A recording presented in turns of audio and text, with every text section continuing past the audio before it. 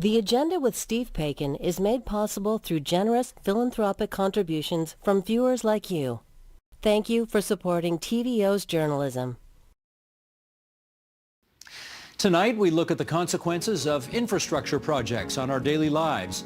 Then, activist David Lepofsky joins us to discuss his decades-long fight for people with disabilities. That's all ahead on The Agenda.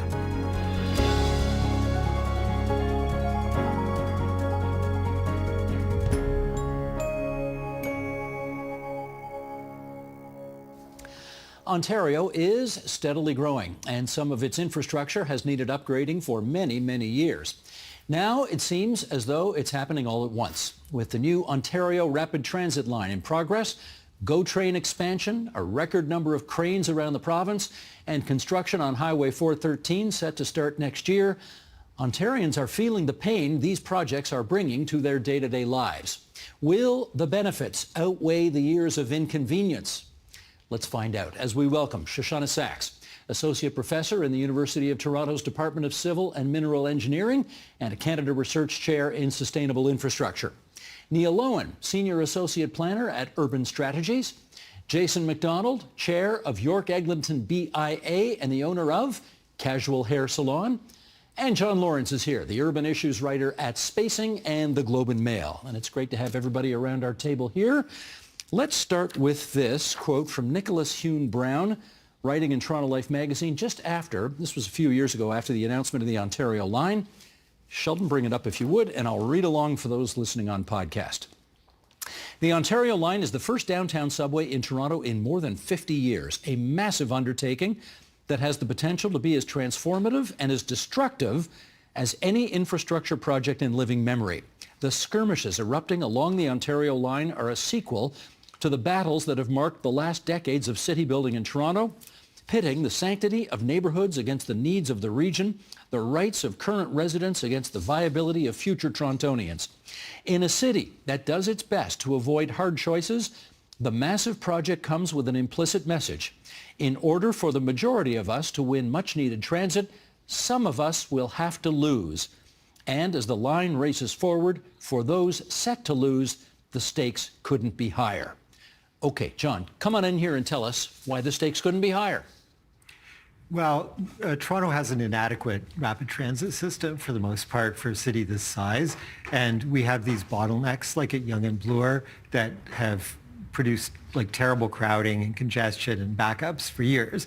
And so the Ontario line essentially creates an additional part of a network that will allow people to travel around the city and the region more efficiently. Do we need it? Yes. We do need it. We do need it. Has your thinking evolved on that at all?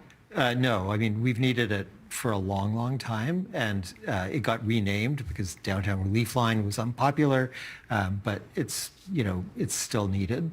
If you look at the transit map of what's being built right now, LRTs on Finch, LRT on Eglinton, Ontario line coming in, UP Express finished a few years ago. There's a lot going on here right now. Why is everything happening all at once? Or it feels like everything's happening all at once. A lot of things are happening now-ish because we did a whole bunch of nothing for about 20 years. And so now we're paying catch-up, given that we waited too long and also our population grew. But the Up Express opened in 2015. That's almost a decade ago. So our perception of now is also a little bit Good off. point. It just felt like a few years ago. Yeah, it's been around for a while. But it does feel, I'll put this to you, Neil, it feels like there's an awful lot going on right now, all at once. Mm-hmm. Is that the way you want to plan building transit in a city if you had your druthers? I think if you had your druthers, which I think we're getting our druthers, you know what the critical infrastructure is and take the steps to get there. As Shoshana said, we had a lost generation where the GTA population grew by 3 million people, and we had a Shepherd subway of 5 kilometers built. 3 million people who have no choice but to drive or take the bus on roads that were laid out by someone named Lord Simcoe. It obviously wasn't designed for 3 million cars to fit onto our roads. We know that rapid transit is the only way to efficiently move that many people around the region. And we've suddenly gotten very good at actually getting these projects approved. And so they're happening right now. But we need to continue to work to ensure that the disruption is minimized as much as possible. Well, that's where we get to Jason. Okay, that's the macro view that we've heard here. Now here comes the micro view. Tell us what you do for a living. I'm an owner of a hair salon, 1572 Eglinton Avenue West, casual beauty salon. I'm also the chairman of Eglinton West, Little Jamaica. Pertain to your conversation about this, if we need this, we're not doubting if we need these things. These things are things that we should have saw years ago. However, what does the community have to say about these developers that come in? Normally, whenever developers come in, they need approval from the community. Did they get it? Well, in my circumstance, I know I didn't approve that personally. However, I wasn't the chairman at the time of the BIA, but This is the business improvement area. the business improvement area. Yeah. Tell me, the light, this is a $12 billion light rail transit line that is presumably going to be going right in front of your salon, right? Okay. And has been in the process of being built for a decade. Can you talk to us about what it's done to your life and or business? Well, my business personally, they told us when they first came on the scene that this would be a 5-year project. This was supposed to be finished 2015. 2018, it was supposed to finish. I think it went to 2020. I don't really listen to when it's going to be finished anymore because, after, 5, 6, 7, 8, 10, we're 15 years in now. So, And they still don't know when it's going to open. well, this is the next thing. When you're asking the question about if we need these things, I don't think that's the right question. The question you should be asking these people is how long is this project going to take? And do they have approval from the community? Does the community, we know that we're dated. We know Canada is really behind time when it comes on to subways, LRTs, all of these. Yeah. They told us that I would have been able to reach Air Canada, the airport, from my business place in 15 minutes. They told us that in 2009. So we're still waiting on that. Okay, let me go to Shashan on that. This is, I think, you have made the case about why it's important to build public transit all the time and well. Here is a real-life example of what can happen when it's not done well or on time. How do we balance these things off? Well, for one, we should stop screwing up, right? We never should have let the Eglinton Crosstown get away from us the way it was. There were a lot of mistakes made at the beginning. So one, we have to stop making those mistakes at the beginning. We've got to take seriously how to build projects well. But somewhat ironically, continuing to build things is a really big part of that. Because of the lost generation, we forgot how to build big projects, and we had to relearn from the beginning. We had to figure out, how do we get the tradespeople who know how to do this? How do we get contractors who know how to do it? How do we get staff within government who know how to manage it? And that takes learning and maintaining. So one thing is we shouldn't stop for another generation, which is sort of ironic to the let's not screw up. But that's a really big thing. We've got to learn how to do this well. We've got to take seriously doing it well. But we also have to keep believing that we can so that we can keep improving. John, how is it that basically every significant infrastructure project that the province of Ontario, either through Metrolinx or whatever, undertakes, whether it's a streetcar line on St. Clair, whether it's Eglinton Crosstown, LRT, whether it's the renovation of Union Station down by the waterfront, it always seems to go over time and over budget. How do we tell guys like Jason, don't worry, it'll be worth it in the long run? Well, I think that first off, you need truth in advertising. I mean, in most infrastructure projects in most big cities, they go long. It takes longer than people project. There's a way of getting political approval, is that, the politicians will say to people like Jason, this is what we're going to do. You're going to have these benefits. It's going to happen quickly. And there's no world in which that is the case, right? So I think we don't do a really good job in managing expectations. And I think that we've kind of locked into a system of using these, private consortia to build these big transportation projects. with an eye to getting them built on time and on budget, which has perversely, produced the exact opposite effect. The last major subway project that was completed in Toronto was the extension of the Yonge University subway line up to Vaughan Metropolitan Centre. And that was basically done by the TTC. It wasn't like exactly on time, it wasn't exactly on budget, but it wasn't bad.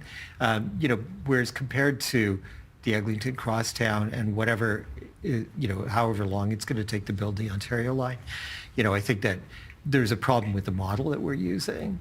That's what I was referring to as the big mistakes at the beginning. Yeah. I worked on both the construction of TYSSE, the extension, and on the Eglinton Crosstown in a What was that acronym you said? TYSSE, What's that? Toronto York Subway, Spadina Subway Extension. Oh, okay. Got it. You worked on that. That was one of my first jobs. So for me, it's a career and a half ago. That's how long these projects have been going on. So you see where the insult lies now. The insult is when I hear this lovely lady say they're going to try to prevent the screw-ups. I hear this gentleman over here, the reporter, he's talking about they'll lie. He's lovely too, incidentally. Well, the point I'm trying to make is, as a business owner, I can't work off of you screwing up and lies. I can't tell my workers screw-ups. I can't tell my workers lies. So I have to hold the government, the city, to the same accountability that my workers hold me. This nice lady here is telling us that they screwed up. I know this from 2012, from Catherine Wynne was in office. I wrote Catherine Wynne when she started her bullying program. I feel as a business owner, I've been bullied. I've been bullied the last 14 years of my life. My whole family has been subjected to being hostage on Eglinton West by Metrolinx. This lady here says it was a screw up. This man says they lied. I know you guys are talking about bringing the next Ontario line to people. Make sure when you bring it, because I can't stop you, make sure you don't screw up people's livelihoods. Make sure you don't lie to people. That's my advice as a business owner. Shoshana, you want to finish the point? Yeah, I'd like to respond to that. The thing is, there is absolutely no way to build these big projects without, to a certain extent, screwing up people's livelihoods. Excuse me? Which is horrible. Excuse me? There is going to be, they should not have taken as long. They should not have been lying. They should not have said, we'll be done and then not be done. But a certain amount of disruption will absolutely come with the Ontario line. And so the question becomes, how do we treat people with dignity while we make their realities harder? What kind of support would you have wanted, could they have given you during the time period to help make it less bad? Well, we know we're living in an economy where everything goes up. So like how you have a project, it's how much billions? How much billions are we at now? 15 billion? If we're at 15 billion for this project... For the Eglinton Crosstown? How much billion are we at? I think we're at 12. We're at 12, okay, just 12 billion, okay. So how much businesses have closed down? We have over 250 small businesses that have closed down within Little Jamaica. When I say Little, hold on, when I say Little Jamaica, I'm the BIA chairman from Marley to Dufferin. However, Little Jamaica extends all the way to Kiel. So from Kiel to Marley, Metrolinx has held business owners, and when I say business owners, I'm not just talking about people who look like me. I'm talking about McDonald's closed down. The funeral home closed down. Do you know what, Jason? Let me show some other pictures here, because I think this makes your point. Because obviously you're suffering, but you're not the only one in this capital city. Alone. Exactly. That's the point I'm going to make. Sheldon, we're going to go to the bottom of page 2 here. Let's show some photos of what's happening right now for the Ontario line. This is Pape Avenue, Ontario line construction, earlier this year. That's big. Yeah. That looks like Eglinton. Well, they all ago. look the same. This is barricades in front of Pape and Danforth businesses with signs indicating they are still open, but as you might imagine, it's a little difficult to navigate your way into those businesses to do your business. Okay, here's a second photo. This is Queen Street, one of the major east-west thoroughfares in downtown Toronto. This shows pedestrians and a cyclist navigating a road closure on Queen Street. A portion of Queen Street closed last year and will not, this is if things go according to schedule, will not reopen for 5 more years. And then the one Jason is so thrilled with, this is the Eglinton Crosstown construction. Now this is a photo admittedly from a few years ago. This is in the east end of the city. So Jason, you're in the west part of Eglinton. This is east part of Eglinton between Warden and Kennedy. And, well, what do we say? It's a construction site. And frankly, that's what Yonge and Eglinton looked like for several years as well. One of the most significant intersections in the whole city, Yonge and Eglinton, 100 yards north of where we sit right now in this studio. Yeah. And it looked like that basically for a few straight years. Yeah. I guess the question is, okay, come on in on this. Is this all too much for people to handle, regardless of how well it turns out in the end? I think it's a lot for all of us to handle. I think we all experience, as you're moving through the city, the level of stress that it takes. If you're not sure if your streetcar is going to follow the route it's supposed to take, if your drive is going to take half an hour longer than it typically would. And I think it's really difficult to say to someone, this is all worth it in the end. This is short-term pain for long-term gain, because it's not that decade. short term. Exactly. It's not that short term. Exactly. And I think that while we definitely know how to build these things and the technical side of things and the engineers involved, a transit project of this scale is also a social impact project. It's also an economic development project. And the kind of planning that has to go into that in advance is as critical as the design of this. And often it's the decisions that are made 15 years before the transit line opens that determine how difficult it's going to be to live through construction on this. Go ahead. I think I have to be a little bit devil's advocate. It's really easy to say as we're living through it, and especially for the communities that are disproportionately having the pain for other people's gain, that it's too much pain for too much gain. We have to build a modern city. We have no other choice, and we're acting like the alternative would have been less painful. It wouldn't have been. Right? The traffic just gets worse and worse. It's not that we don't have the roads for 3 million cars. There is no such thing as the roads for 3 million cars. Right? So we have two choices. We can try and get ahead and build the city we want, or we can just let everything get worse around us and say, oh, whoa, that was really bad, and just be chasing later. No, you have a next choice. What's that? You can compensate the small businesses that you affect. Yes, that's... Compensate them. Hold on. Compensate them thoroughly. Don't compensate them minimally. Don't give them crumbs, because what you do to a business when you arrive, you destroy all livelihoods. For example, I guess you don't have, you're not from a small business background. But if you're from a small business background, you know that this business provides for the entire family. I am from a small business background. Well, if you are from a small business background, you should know but it's that a few generations ago. Well, this man over here said we should suffer for the short term. I would say we will suffer from a lifetime. We have to suffer this lifetime for the next lifetime. That's what you're asking us to do. Well, what kind of compensation have you been offered by Metrolinx or the city or whatever? You know what? I don't even want to talk about that publicly, because all I have to say is, if they compensate small businesses, maybe we don't have a ground to walk on. But I'm saying to you that the compensations that they're offering, what you have to do to prove that they're screwed up. She just said they screwed up. My sign fell down. And when my sign fell down, Lansfield Morgan came to my store. He said they're going to repair my sign. When he left, I had to get all type of people to come in and see if it was testing, if it was the noise, if it was the vibration. I have to prove this. I have to pay money out of my pocket to prove that you guys drilling my sign falls. My sign never fell. And how much I'm a business owner for 25 years. So the drilling. My sign never falls. Metrolinx comes, my sign falls. Then I got to prove that you make my sign fall. My basement floods 7 times. 7 times I have basement floods, rat infestation. Let me get John in here. I mean, all of this presumably contributes to an aura of distrust around the things that, as Shoshana says, the city needs to do regardless. Right. So how do you fix this? Well, I think that we spend an enormous amount of time planning for big projects, and we spend comparably less time dealing with the sort of fallout from big projects, right? So I think that balance could be improved. So it isn't until 10 years into the construction of the LRT that somebody wakes up and says, oh, okay, well, we better do something for little Jamaica.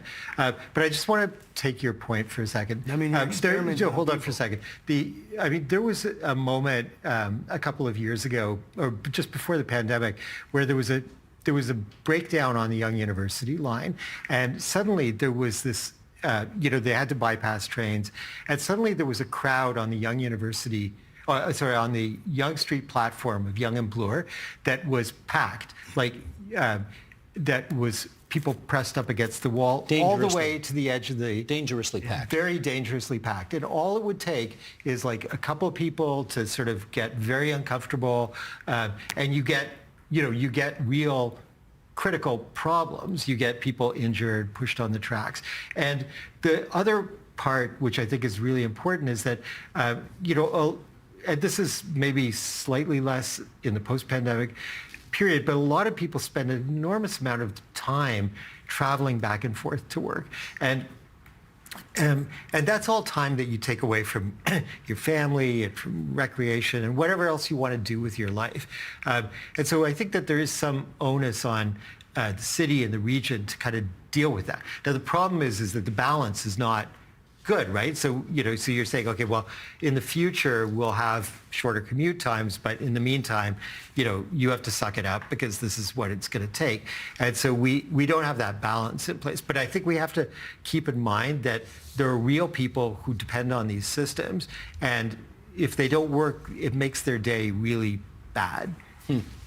There will be people who would have been at the age where they could probably use rapid transit when this thing started and when it was planned to be opened, who, I don't know if you use this expression with riding transit, but who may age out, right? They may be too disabled or infirm by the time these things get done before they get a chance to ride these things. It may be too late for them. Jason has his business issues with Metrolinx. There are others who will have other issues as it relates to riding. It's, in a way, the same question. Does all of this add up to, affect the trustworthiness of whether we need to do this and how we do it? Absolutely, the way we are doing it is affecting trustworthiness. I don't think any of us would deny that. But that doesn't change the fact that we have to keep investing in the future. You can't not invest, right? Right now, on my way here today, I went through some slow zones on the TTC, so they're doing maintenance. That's annoying. I've heard people talk about them. They affect their commute, they affect your day, affect what businesses you can shop at, etc. But I also lived in Toronto in the 90s where we didn't do that, and a train drove into the back of another train, right? So we have to do the things. We have to be bold. We have to be ambitious about our construction. We have to be serious about what it takes to maintain and grow a city of this size. But we also have to take very, very seriously, how do we make it dignified for people? But the question of whether or not people are going to age out, right? I'm definitely going to age out of a lot of the infrastructure that I talk about or work on. But I want it also to be there for my children and for their children's children. And there's no way to build big infrastructure over that is convenient. As you think about the degree of difficulty for all of these things, because the current government of Ontario is doing subways, they're doing LRTs, they're doing highways, and they're probably in Thunder Bay buying streetcars and buses and that kind of thing as well. So they're doing a lot. What's the degree of difficulty of all of the different things that they're trying right now? These are very complex projects, right? And like you said, they're all happening at once. For a single transit line, the space beneath our feet is a lot more complicated than you might think. Number of utilities, the bedrock, the water, all of that. And then these are going through communities that are constantly in flux and dynamic things, and over the time scale of a project, they change as well. It's extremely difficult to not have impact. It's not possible, right? No one has figured out how to build a subway line secretly without anybody noticing. There's going to be impacts. But what we need to have is the planning around pre, during, and post construction. So who is going to be impacted by this? Who is there right now? What are the impacts going to be during construction, and what's the mitigation and compensation that is possible? Well, let me pick up on that. What would you like to hear right now, Jason, from either Metrolinx or the Premier or whomever on what he can do to regain, or what they can do to regain your trust on all of this? Well, my trust will always be tainted. And there's millions like myself who don't really have as much faith as maybe you guys do. I do know that these things need to be done. And I don't think I'm knocking that these things don't need to be done. However, I notice in certain areas, these timelines last longer than certain areas. The word gentrification gets thrown out there. You know what I mean? In certain areas, like 15 years, Eglinton West, come on. There's towns that's been built in less than that time. Towns, plural. You know what I mean? So what I would love the government to do is honestly have a program where compensation is really met at a high standard. A business loss, 15 years. For example, a business loss on Eglinton, 15 years. If they were to give a business even 10 grand a year, right? That's 140 grand. They're not even doing that. I'm just giving an example. These basic requirements that I'm asking, I offered Metrolinx a few of my suggestions. Did you hear back? I heard back, but my suggestions, so, you know, it is what it is. Maybe we could get the engineer here to help us understand. When a project is announced and they say it's going to take this much time and cost this much money, but then it turns out to cost a lot more and take a lot longer, what are the things that happen to require that? It varies so much from project to project, so it depends a little bit what we're talking about. Some of the things on Eglinton Crosstown were not actually about engineering at all. They were about contracting and the relationship in between the people hired to build it and the people in charge, and how they knew or didn't know how to talk to each other. This wasn't that much about engineering. And a lot of it has been kept secret. So, you know, there are rumors about what's going on, but I can't comment on much of it from an informed place because they chose not to be very open about it, which I would put in the category of screw up, just for the record. Well, we have it on tape. But there are other things. And, I did research on this a few years ago with a bunch of colleagues from here and in other places in the world, and we looked at what's taking our project so long.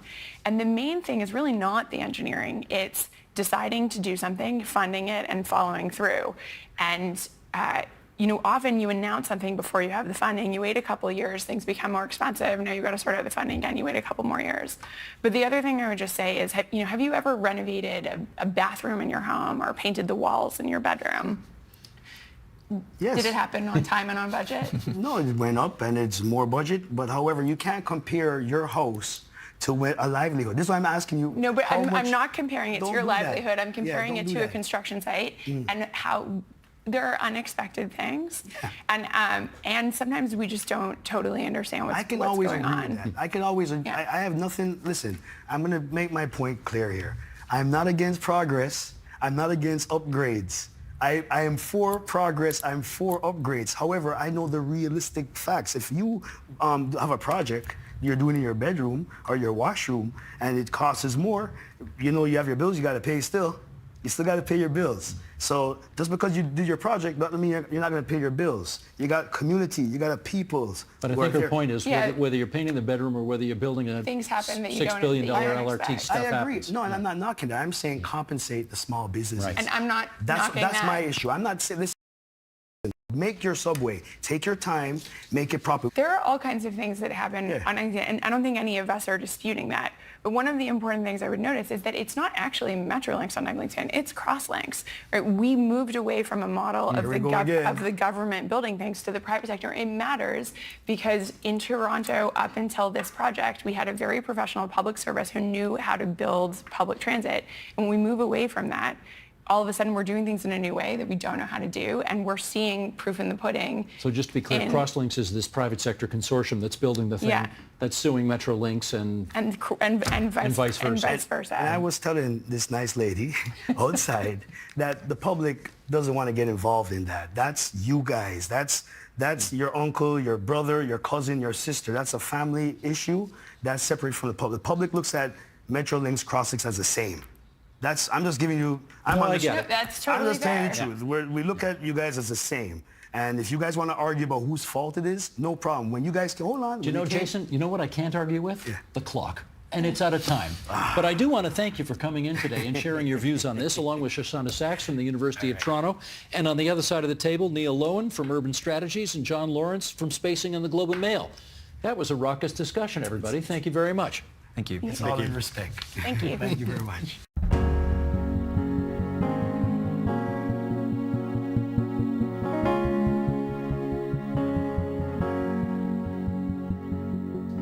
Those of you who have followed the struggle for improved rights for Ontarians with disabilities will surely know the name David Lepofsky. For more than 4 decades, David has been a leading figure in that struggle, prodding and sometimes shaming politicians to do more and educating the public on why helping people with disabilities actually helps us all. He has written a memoir. It's called Swimming Up Niagara Falls, the battle to get disability rights added to the Canadian Charter of Rights and Freedoms, which was David's prime mission 40 years ago. And unlike every other author who comes on this program, David is making his book available online for free. And here's David Lepofsky. It's great to see you again. It's great to be talking to you again, and in person. In person, which is beautiful because, of course, during COVID, we chatted quite a bit, but always on Skype, so this is much better. Thank you for coming in. David, before we talk about that fight for charter rights, I want to go back, because when I read this book, you know, I've known you a long time, but I learned a lot about your background I did not know. And I want to start with that. You are blind today, but you were not born blind. When did you start to lose your sight? When I was born, I had no eyesight in my right eye at all. My left eye had near vision, so I could ride a bike during the day. I wasn't supposed to at night. Of course, I did anyway. I could read a book if I held it up to my nose about 2 inches away. I could, at your distance, if this room is lit well enough, I'd know who you were. If you were, say, 15 feet away, I'd know you were there. I wouldn't know who you were.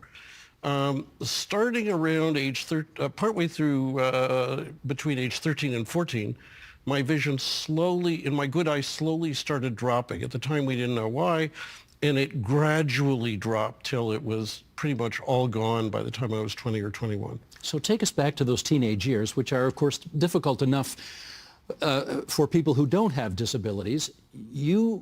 You know that the day will come as a teenager when you will not be able to see anymore. How depressing was that for you to go through? The actual truth at the time was we didn't know if it would stop, that it might park itself on a particular point in time and not get worse any longer.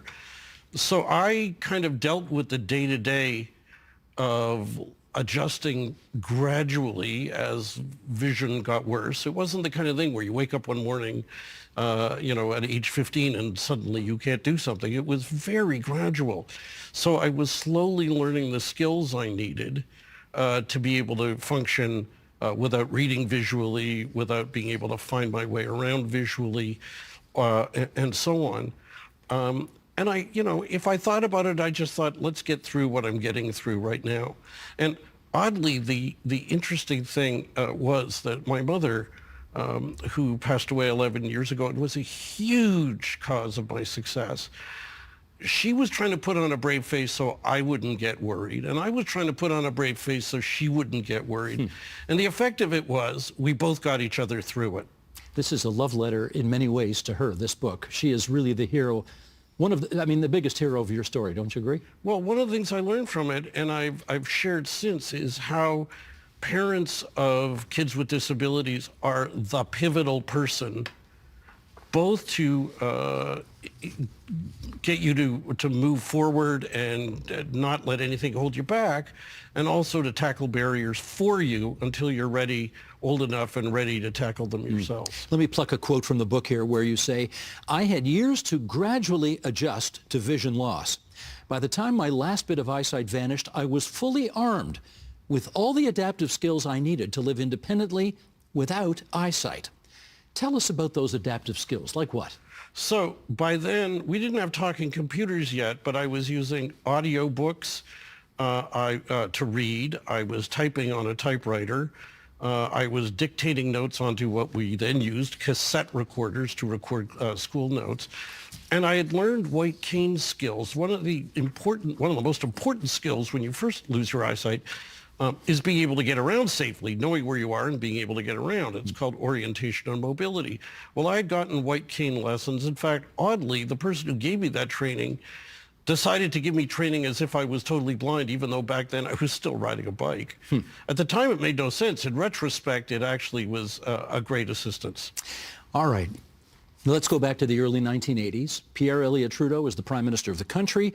He introduces a Charter of Rights and Freedoms that ban discrimination based on race, national or ethnic origin, color, religion, age, or sex, but not disability. Now, when you learned disability would not be included in the Charter, what did you think? Well, I was livid. Sadly, I was not surprised because that was just the world we were in, legally and politically.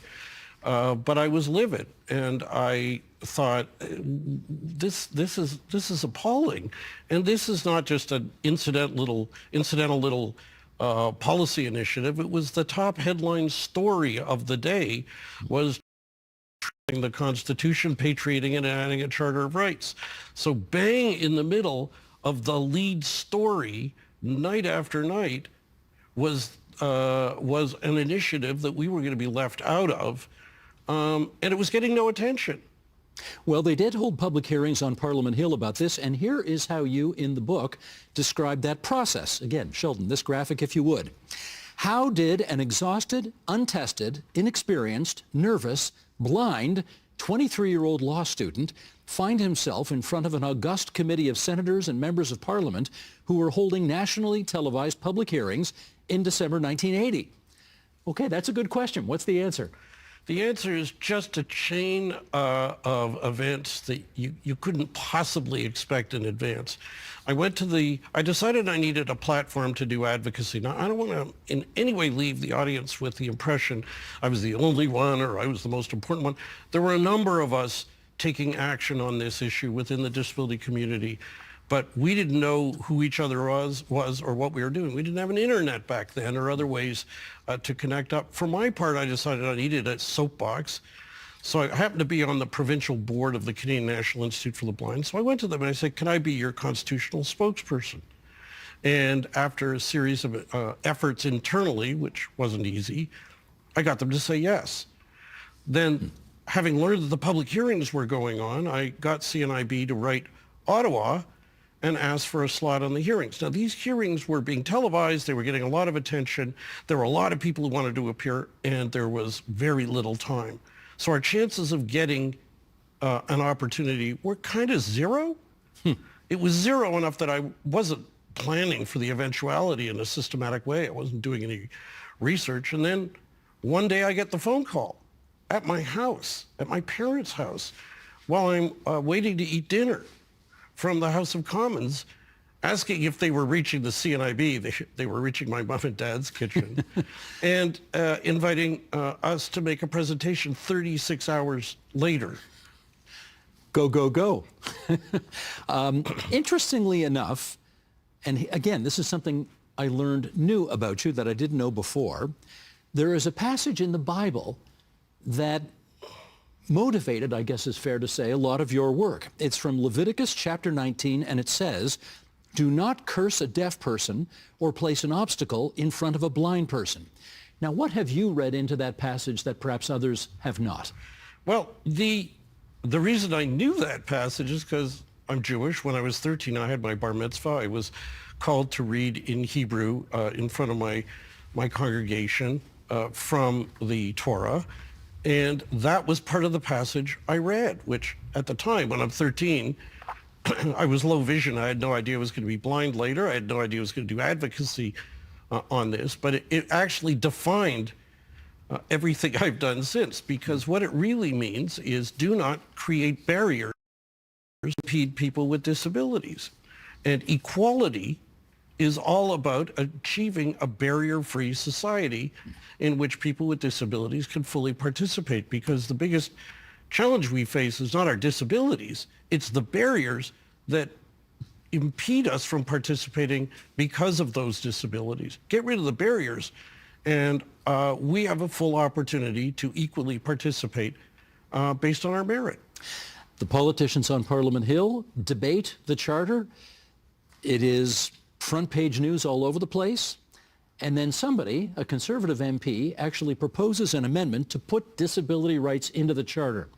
Who was that Conservative MP?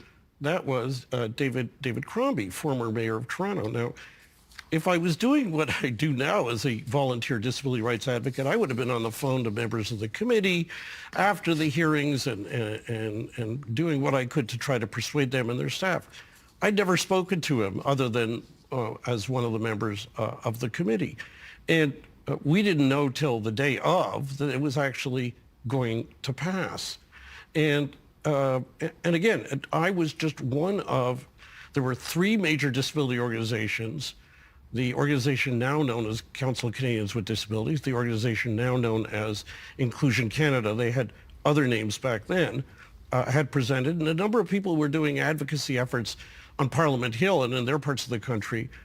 They didn't know what I was doing. I didn't know what they were doing. In fact, I doubt any of us knew we were doing anything. Okay, but let me jump in here, because the guy you actually had to convince to do this was Jean Chrétien, who was the Minister of Justice and Attorney General of Canada, and it was his file, if you like, to get this through. How did you manage to change his mind to put disability rights into the Charter? The truth be known, we still don't know. I've got a whole chapter in the memoir where I try to piece together circumstantial evidence to figure it out, but we don't really know. What I've basically been able to figure out is the real opposition all along was coming from within the public service.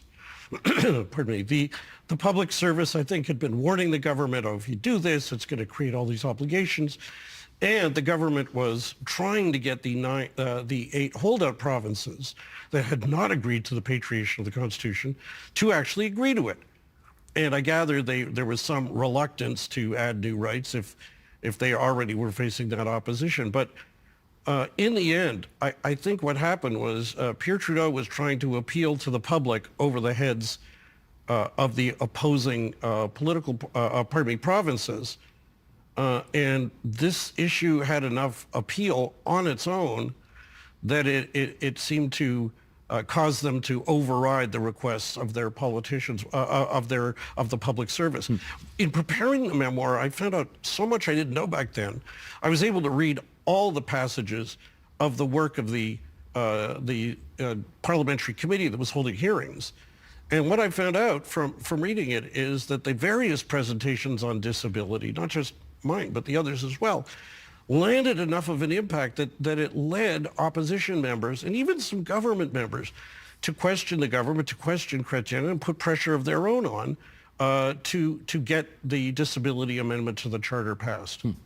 Here was the next interesting thing about that. Despite the fact that you successfully, you meaning you plural, your groups, managed to get disability rights put into the Charter of Rights where they heretofore had not yet existed, it didn't get that much media attention at the time. And here's what you write in the book. Sheldon, if you would.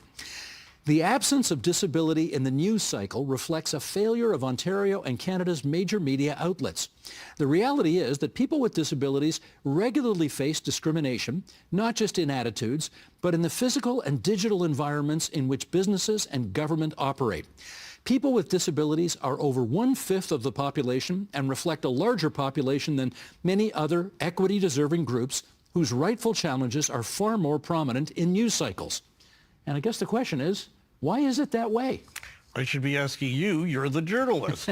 Well, I'd like to say, at least I hope, that we cover these issues here pretty well. Well, you and your program lead on this, and I wish the rest of the media would follow more. Now, some of our audience watching today may recognize me because I've been periodically on the media, but what they might not know is that for each time there's coverage of a story that we or others in the disability community bring forward that gets coverage, there's about 100 or more that don't, that we try to get coverage on, and it's a real uphill battle. It was worse in 1980, no question. We're doing better with the media now, but it is still way harder than it should be given the newsworthy ingredients of the barriers that people with disabilities face, kids with disabilities in school, in hospital, adults with disabilities, everybody in the healthcare system, and so on. I want to push you on that a little more because, you know, if you do the math, there are those who are currently disabled. There are those of us who are going to be disabled someday. And there are those of us who know somebody who has a disability. I mean, if you add it up, that's darn near the whole population. So why don't these issues get more attention? Part of the advocacy that I and those in my coalition have been involved in for years is trying to drive the message home, not only to politicians, but the media, that people with disabilities are the weirdest minority of all, because we are the minority of everyone. Everyone has a disability now, gets one later, or has someone, as you said, who's near and dear to them who has a disability.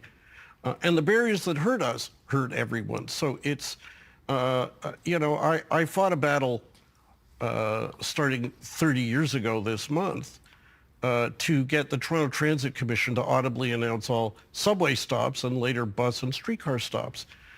Nobody could believe that it would take a 13-year battle, including 2 lawsuits, to win that, because it's so obvious that it should be done. But that's what happened.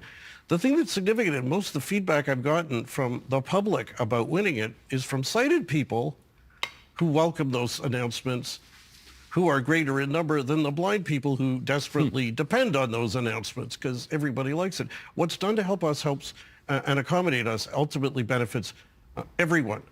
But this was, if we were fighting this battle today, I suspect we would have gotten a lot more media coverage than we did in 1980, but I still know that we would not get as much as the story warrants. How do you walk this very challenging tightrope of, on the one hand, wanting to pressure and or shame or embarrass politicians to do more, and yet not alienate them at the same time? Sometimes it's impossible. Part of it is being nonpartisan. I never endorse any parties, and the coalition that I happen to serve, the Accessibility for Ontarians with Disabilities Act Alliance, today I lead it. We don't endorse any parties. We will criticize when something is done poorly or not done at all that we need. But the other 2 things we will do, and do, is compliment and thank when things are done well. Now, sometimes that doesn't get as much media attention, unfortunately. But the other thing we do is we always come forward with constructive suggestions. It's not good enough to say it's unacceptable to have a third of a million students in our publicly funded school system facing so many unfair, inexcusable, eminently preventable barriers to their effective education. You need to come forward with an agenda on how to fix it, and how to fix it realistically and practically in a society that doesn't have unlimited funds for this. If the thank yous don't get as much attention as they ought to, maybe we should use this opportunity for you to tell us who, over the years, which politicians do you think have done the most to secure and advance disability rights? I'm not sure I could just name somebody sort of categorically and that quickly, but I can tell you from the story that I cover in the memoir that a couple were particularly critical. The opposition members, David Crombie, who brought the motion for the Tories, Sven Robinson, one of the opposition members for the NDP, who just kept asking questions of Jean Chrétien and others. Chrétien himself, though I don't know how much he actually had to do with the decision, clearly had to be part of the decision. But a key player was David Smith. He's now deceased. He, at the time, was a new backbench member of the Liberal caucus in Ottawa.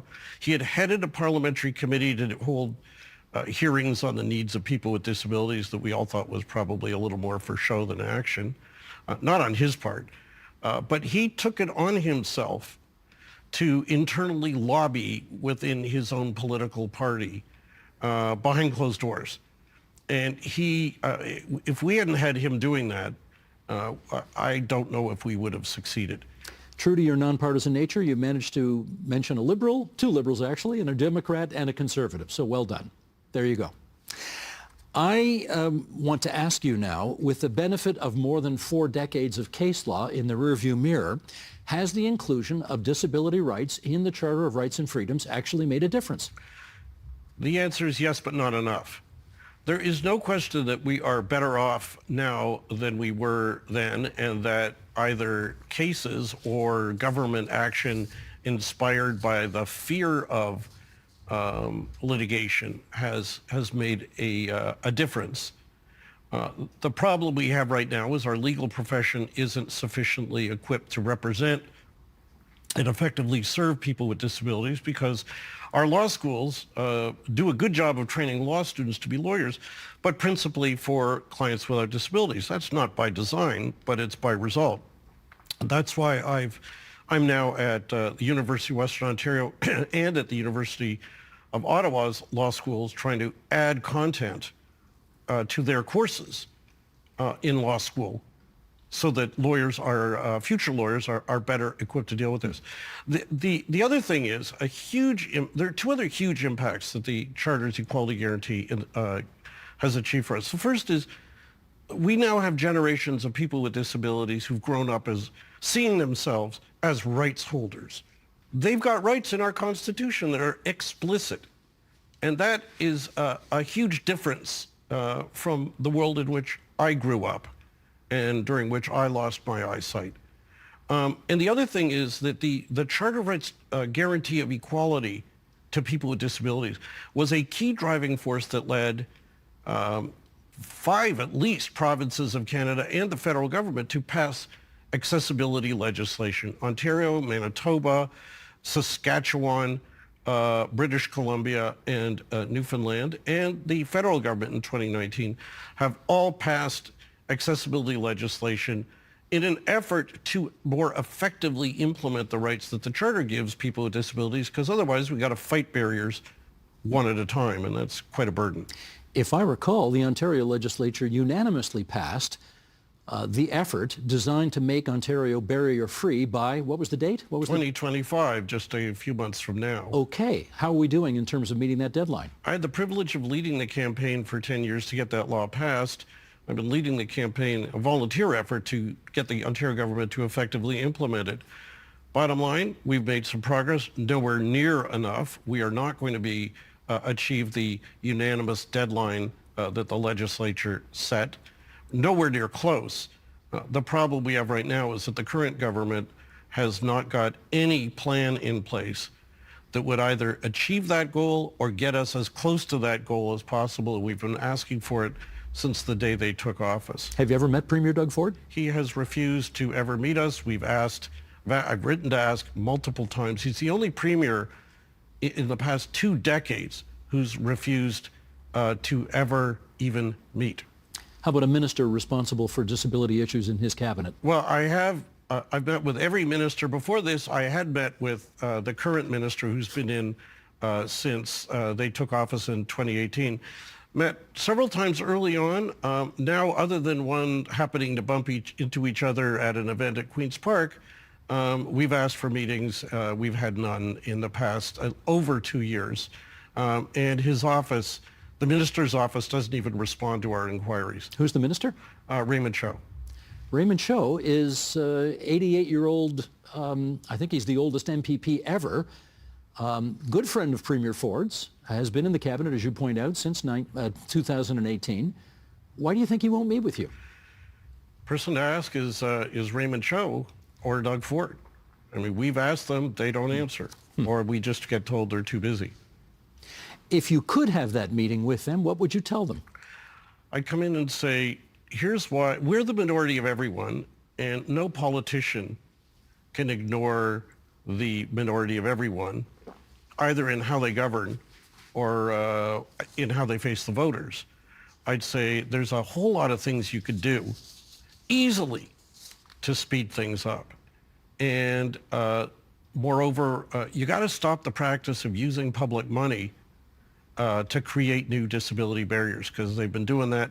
This government's done it. The previous governments have done it. We've called them to account on this.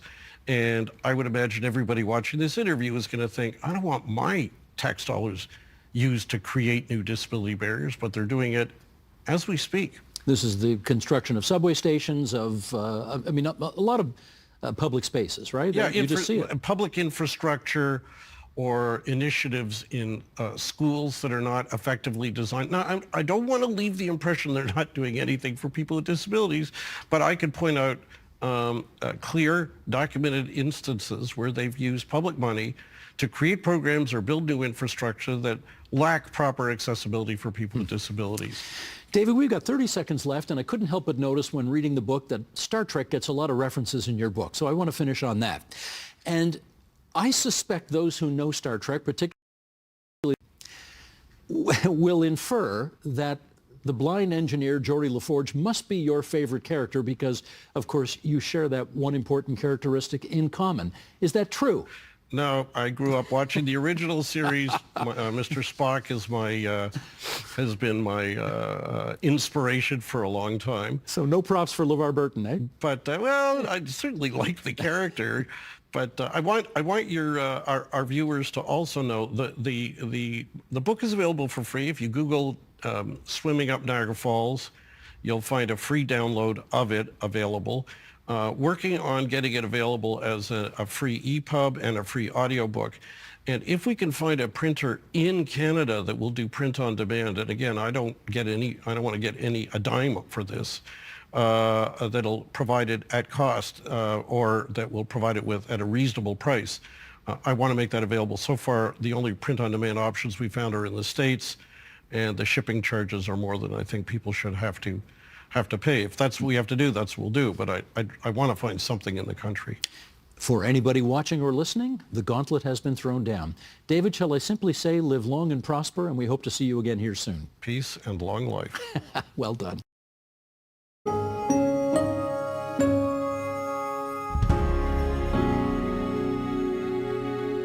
And that is the agenda for Monday, September 16th, 2024. Tomorrow on the program, we look at the reasons why some politicians are quitting public life, and it ain't pretty. I'm Steve Paikin. Thanks for watching TVO, for joining us online at tvo.org, and we'll see you again tomorrow. The Agenda with Steve Paikin is made possible through generous philanthropic contributions from viewers like you. Thank you for supporting TVO's journalism. We are where you are. TVO's current affairs journalism is available across platforms across Ontario, on Roku, Amazon Fire, Apple TV, and more. Catch The Agenda, The Thread, On Poly, and other podcasts, docs, and video series on the device of your choice when you choose.